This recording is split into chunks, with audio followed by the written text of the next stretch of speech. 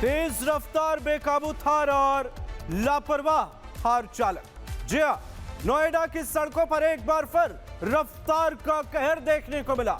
Sector 49 में एक तेज रफ्तार थार ने ई रिक्शे को जोरदार टक्कर मारी।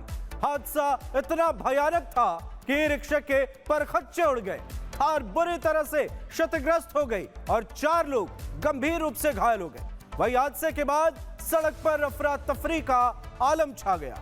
देखिए रिपोर्ट।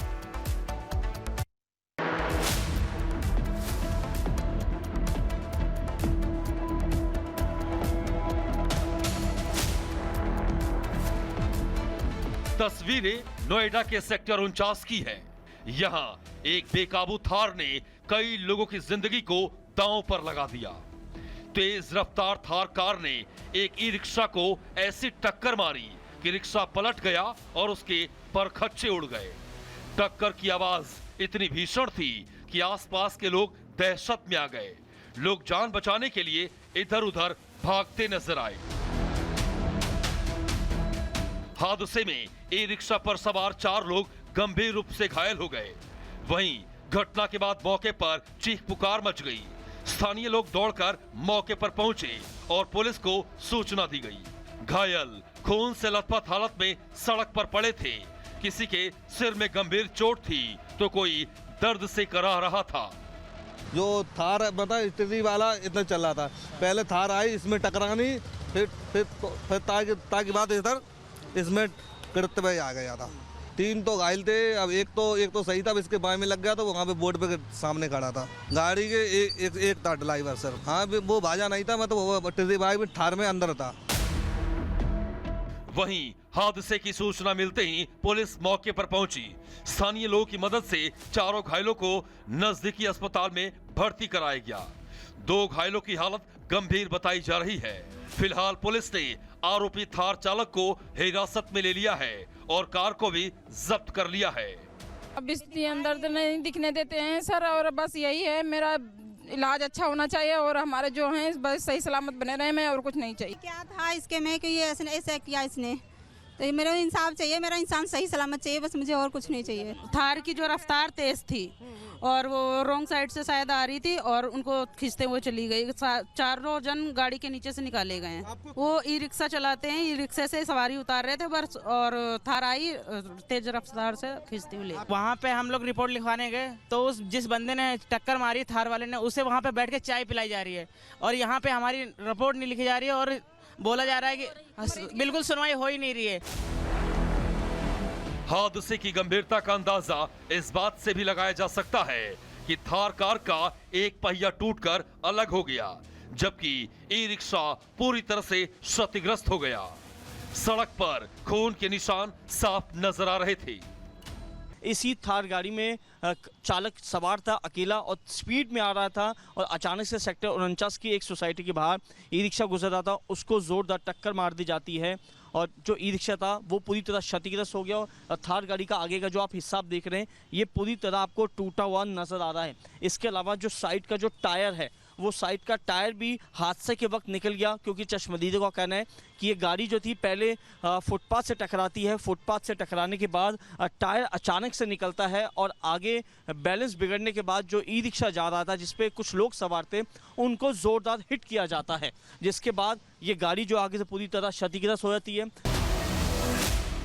पुलिस के मुताबिक चारों घायल बरौला गांव के रहने वाले हैं जो ई रिक्शा से जा रहे थे, लेकिन सेक्टर 49 RWA गेट के पास तेज रफ्तार और लापरवाही से चल रही थार ने ई रिक्शा को जोरदार टक्कर मार दी।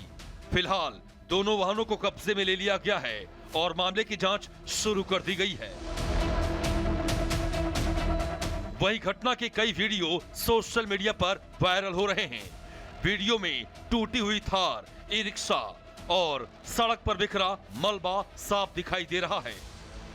बताया जा रहा है कि थार नई थी और आगे की नंबर प्लेट भी साफ नजर नहीं आ रही थी। वहीं यह हादसा एक बार फिर गंभीर सवाल खड़े करता है।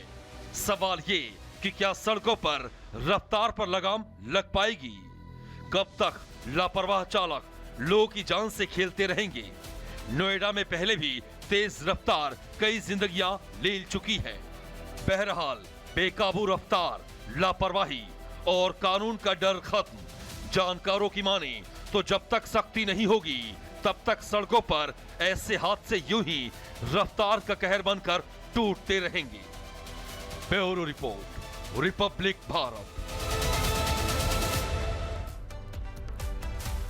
देश की राजनीति में चुनाव से पहले भावनाओं की सबसे बड़ी परीक्षा होती है और अब यही परीक्षा पश्चिम बंगाल में शुरू हो चुकी है। प्रधानमंत्री मोदी ने बंगाल की जनता के नाम एक भावुक पत्र लिखकर सियासी तापमान बढ़ा दिया है।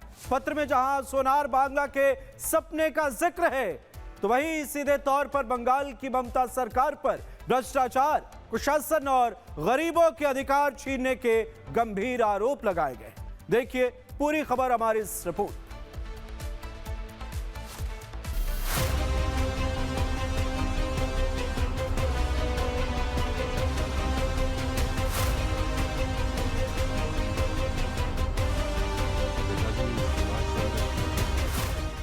पश्चिम बंगाल में इसी साल विधानसभा का चुनाव होना है। चुनाव की तारीखों की घोषणा किसी भी समय हो सकती है। बंगाल में एक तरफ ममता बनर्जी हैं, तो दूसरी ओर बीजेपी। माना जा रहा है कि दोनों पार्टियों के बीच इस चुनाव में सीधा मुकाबला देखने को मिल सकता है। लेकिन इससे पहले पीएम मोदी ने बंगाल की जनता के नाम एक भावुक पत्र लिखकर सियासी तापमान बढ़ा दिया है।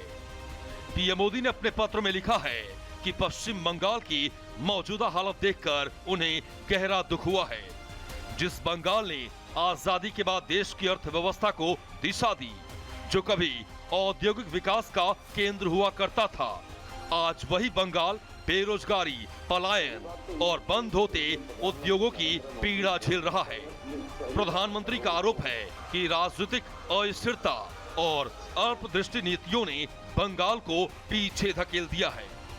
प्रधानमंत्री ने सीधे तौर पर ममता बनर्जी की सरकार को कटघरे में खड़ा किया है।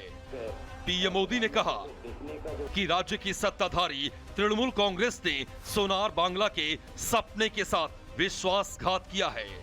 पीएम मोदी ने कहा कि जब राज्य सरकार गरीबों का निवाला छीन रही है, तब केंद्र सरकार गरीब, किसान, युवा और महिलाओं के साथ खड़ी रही। पीएम मोदी ने अपने पत्र में केंद्र सरकार की योजनाओं का विस्तार से उल्लेख किया।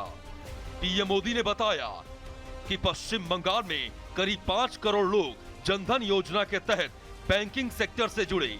85 लाख शौचालय स्वच्छ भारत अभियान के तहत बनाए गए। 2.82 लाख करोड़ रुपए छोटे व्यापारियों को लोन के रूप में दिए गए। 56 लाख वरिष्ठ नागरिक अटल पेंशन योजना से जुड़े। 1 करोड़ से ज्यादा परिवारों को उज्ज्वला योजना के तहत गैस कनेक्शन दिया गया। पीएम मोदी ने कहा कि केंद्र की इन सभी योजनाओं का लाभ राज्य सरकार के विरोध और असहयोग के बावजूद दिया गया। इतना ही नहीं, पीएम मोदी ने बंगाल के किसानों की हालत पर भी चिंता जताई। अपने पत्र में पीएम मोदी ने लिखा कि जो किसान पूरे देश का पेट भरते हैं, बंगाल में आज वही किसान अपने परिवार का पेट पालने के लिए संघर्ष कर रहे हैं। किसान सम्मान निधि के तहत 52 लाख से ज्यादा किसानों को सीधे आर्थिक मदद दी गई, लेकिन राज्य सरकार की नीतियां किसानों की मुश्किलें कम करने में नाकाम रहीं। बंगाल की जनता के नाम इस पत्र में पीएम मोदी ने ममता सरकार पर भ्रष्टाचार और भाई भतीजावाद को बढ़ावा देने का भी आरोप लगाया। पीएम मोदी ने कहा कि बंगाल में पारदर्शी और जवाबदेह शासन की सख्त जरूरत है। प्रधानमंत्री ने अवैध घुसपैठ, महिलाओं के खिलाफ हिंसा और नकली वोटरों के मुद्दे को भी उठाया। पीएम मोदी ने साफ शब्दों में कहा कि कविगुरु रविंद्रनाथ ठाकुर के सोनार बांग्ला पर आज नकली वोटरों का साया है। इसके अलावा अपने पत्र में पीएम मोदी ने बंगाल के गौरवशाली इतिहास का भी जिक्र किया। पीएम मोदी ने कहा कि स्वामी विवेकानंद, ऋषि अरविंद और नेताजी सुभाष चंद्र बोस जिस बंगाल का सपना देखते थे, आज वही बंगाल वोट बैंक की राजनीति, हिंसा और अराजकता में जकड़ा हुआ है। अपने पत्र के जरिए पीएम मोदी ने बंगाल की जनता से एक अपील भी की है। पीएम मोदी ने कहा कि विकसित, समृद्ध और शांतिपूर्ण बंगाल के लिए लोगों को आगे आना होगा। सुशासन, भ्रष्टाचार मुक्त व्यवस्था और विकास ही सभी समस्याओं का समाधान है। अब सवाल यही है कि क्या बंगाल एक बार फिर विकास की पटरी पर लौटेगा या फिर आरोप प्रत्यारोप की राजनीति में ही उलझा रहेगा। Bureau report, Republic Bharat. और इस वक्त की बड़ी खबर, झारखंड एयर एम्बुलेंस क्रैश से जुड़ी बड़ी खबर आपको बता रहे हैं। एयर एम्बुलेंस क्रैश से पहले की तस्वीर सामने आई है, एक्सक्लूसिव तस्वीरें सामने आई है। एक तरफ इस मामले में जांच का सिलसिला जारी है, तो देखिए ये एक्सक्लूसिव तस्वीर हादसे से पहले की झारखंड एयर एम्बुलेंस क्रैश पर यह बड़ी खबर, बड़ी तस्वीर आपको दिखा रहे हैं। एयर एम्बुलेंस क्रैश से पहले की यह तस्वीर आप देखिए, क्रैश के बिल्कुल पहले की यह तस्वीर हम आपको दिखा रहे हैं, प्लेन क्रैश होने से पहले की। और अब इस मामले में जांच जारी है। झारखंड के चतरा में एयर एम्बुलेंस क्रैश हुआ जिसमें 7 लोग सवार थे, जिसमें डॉक्टर भी थे, परिजन भी थे, स्टाफ यानी उसमें नर्स थी और मरीज थे। 7 लोग इस एयर एम्बुलेंस में सवार थे और हादसे से ठीक पहले की तस्वीर सामने आई है। एयर एम्बुलेंस क्रैश को लेकर लगातार जांच का सिलसिला चल रहा है। डीजीसीए की तरफ से बयान भी सामने आए हैं, लेकिन ये फर्स्ट और एक्सक्लूसिव तस्वीरें हम आपको दिखा रहे हैं। झारखंड के चतरा में जो एयर एम्बुलेंस क्रैश हुआ है, उस क्रैश से पहले की ये तस्वीर है। आप इन तस्वीरों को देखिए और अब मलबे की एक तरफ तस्वीर सामने आ रही है। इस मामले में डीजीसीए का बयान सामने आया, मामले में जांच के आदेश दिए गए हैं, जांच जारी है, लेकिन अब भी कई चीजें स्पष्ट नहीं है। हादसे के पीछे क्या वजह है अभी स्पष्ट नहीं है, अभी कोई खुलासे नहीं हुए, लेकिन उससे पहले की हर एक अपडेट से हम आपको रूबरू करा रहे हैं। एक तरफ 7 लोग इस एयर एम्बुलेंस में सवार थे। झारखंड के चतरा में एयर एम्बुलेंस क्रैश हुई है और हादसे से पहले, क्रैश के पहले की यह तस्वीर इस वक्त हम आपको टेलीविजन स्क्रीन पर दिखा रहे हैं। झारखंड में विमान हादसे से जुड़ी यह बेहद खास खबर है। बच्चों के यौन शोषण के गंभीर आरोप, एक शंकराचार्य की प्रतिष्ठा पर सवाल और सियासत में उबाल। स्वामी अविमुक्तेश्वरानंद के खिलाफ जांच तेज है, गिरफ्तारी की तलवार लटक रही है, तो वहीं उनके समर्थन और विरोध में संत समाज से लेकर सियासी गलियारों तक बयानबाजी तेज हो गई है। सवाल यह है कि क्या जांच में सच सामने आएगा या यह मामला राजनीति की भेंट चढ़ेगा। देखिए रिपोर्ट।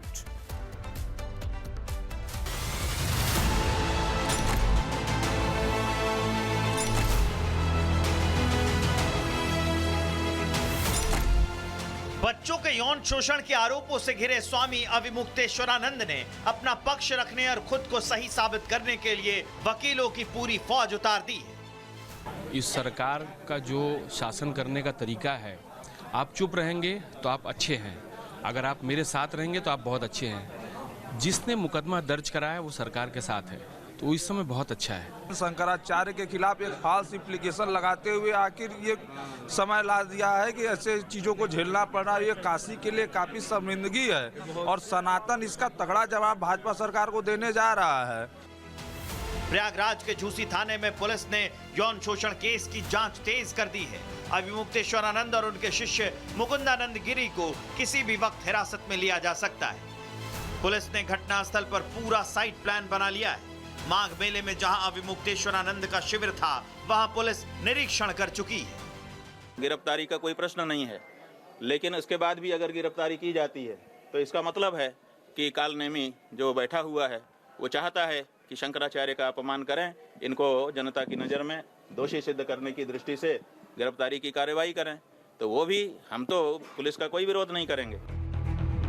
अविमुक्तेश्वरानंद के शिविर में क्या क्या होता था, क्या बच्चों का यौन शोषण हुआ, ये तो जांच पूरी होने के बाद पता चलेगा।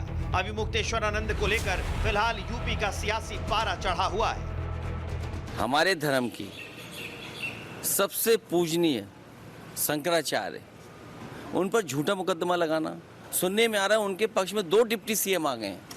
अगर 2 डिप्टी सीएम उनके पक्ष में हैं तो सरकार कैसे चल सकती है? अविमुक्तेश्वरानंद जी का जो व्यवहार है उसकी कोई भी समझदार आदमी प्रशंसा नहीं कर सकता। स्वामी अविमुक्तेश्वरानंद जिस रास्ते पर चल रहे हैं वो रास्ता कंटकाकीर्ण है, वो मार्ग ठीक नहीं है। अविमुक्तेश्वरानंद पर दर्ज यौन शोषण के मामले को लेकर संत समाज भी बचा हुआ है। साधु संत ही अविमुक्तेश्वरानंद की शंकराचार्य वाली पदवी पर सवाल उठा रहे हैं। वर्तमान समय में ज्योतिष पीठ में कोई शंकराचार्य नहीं है। वहाँ 50 साल से मुकदमा चल रहा है और परंपरागत जो व्यवस्था है उसके तहत वहाँ स्वामी वासुदेवानंद सरस्वती शंकराचार्य हैं, लेकिन कानूनी प्रक्रिया में वो मुकदमे हैं और विवाद के घेरे में वो पीठ है। इसलिए कोई शंकराचार्य का मसला इसमें नहीं है। अविमुक्तेश्वरानंद पर लगे आरोपों के बाद उनके शिष्य और समर्थकों में माहौल गमगीन है। महिलाएं भावुक हैं। अविमुक्तेश्वरानंद ने रोती हुई महिलाओं से कहा है, रोना तब जब गुरु गड़बड़ निकल जाए। Bureau report, Republic Bharat. हर आंख में एक सवाल है, हर घर में एक डर है। जी हां, मध्य प्रदेश में बेटियां रहस्यमयी तरीके से गायब हो रही हैं। स्कूल गई, बाजार निकली, घर के आंगन से बाहर कदम रखा और फिर कभी वापस नहीं लौटी। सरकार के अपने आंकड़े बता रहे हैं कि बीते कुछ सालों में लाखों लड़कियां लापता हुई, हजारों का आज तक कोई सुराग नहीं मिला। अब सवाल यह है कि क्या यह सिर्फ आंकड़े हैं या सिस्टम की सबसे बड़ी नाकामी। देखिए हमारी ये रिपोर्ट।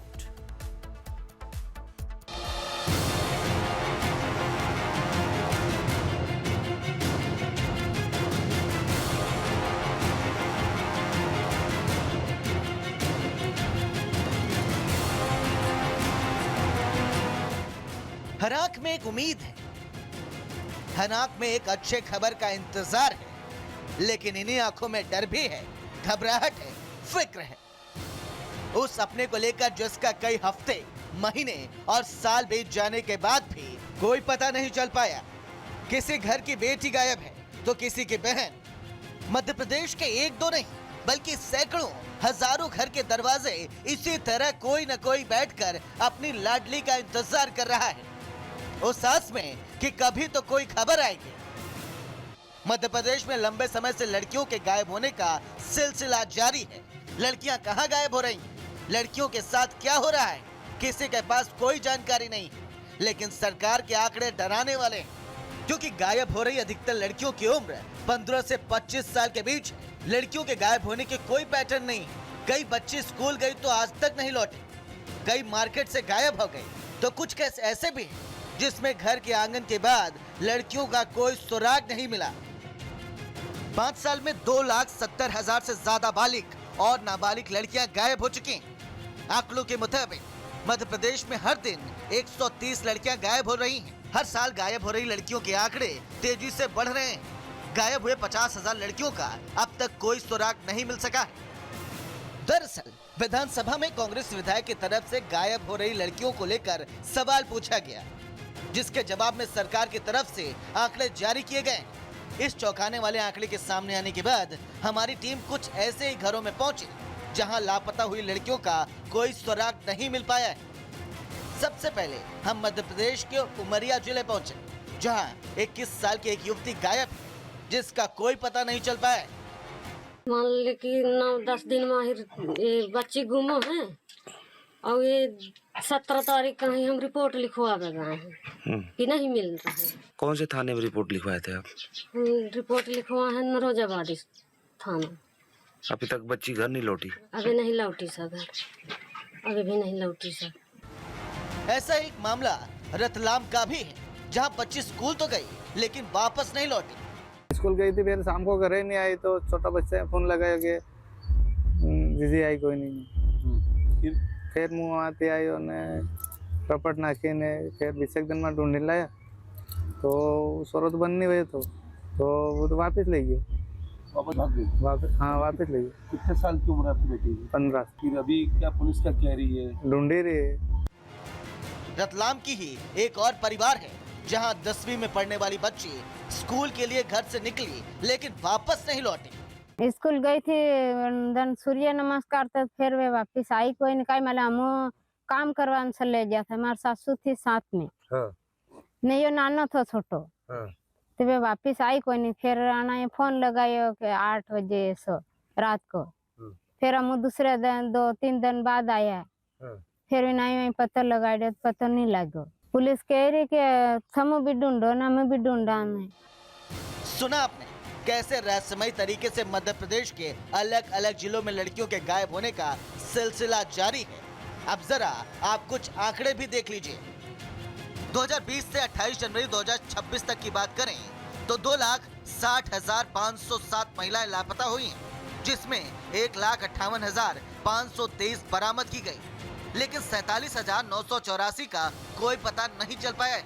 इसी दौरान 63,793 बालिकाएं भी गायब हुई, जिसमें 61,607 को बरामद कर लिया गया है, लेकिन 2,186 अब भी लापता है। पूरे दिन की हलचल से जुड़ी खास खबरें देख रहे थे आप फाइनल कट में। कल फिर होगी मुलाकात। नमस्कार।